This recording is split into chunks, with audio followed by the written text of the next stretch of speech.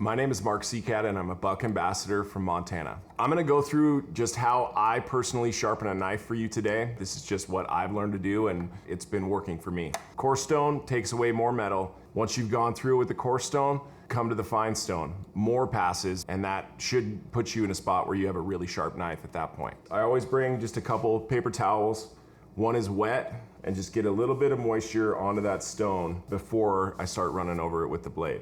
The big key is how you're holding the blade. You always want to make sure that this is held at the exact same angle and your hand is held at the exact same angle. I've always been told that a 22.5-degree angle is the perfect angle for a knife that you want to keep sharp for a little bit longer. For what I do and what I've done, this is perfect. I make sure I set the edge of the knife blade down right on the corner at the top part of your diamond stone. So I can kind of feel what that angle should be, and I'll bring it towards me nice and slow, turning the blade as it gets towards me. As you see, it starts here and it ends like this. Right back to the exact same angle, same spot on the stone. So now what I'm gonna do is I'm gonna switch this, I'm gonna turn it around. Now I have to do this underside, and I'm going away from me. Now I hold it a little bit differently.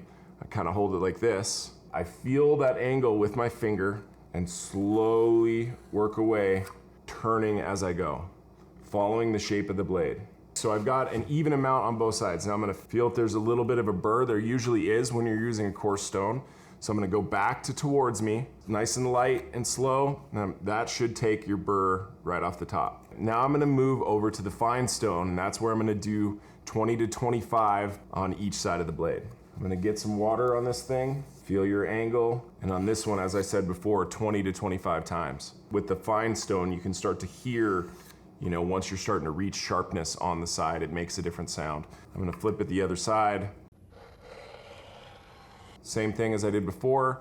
Now I'm gonna come back towards me, take that burr off of this side.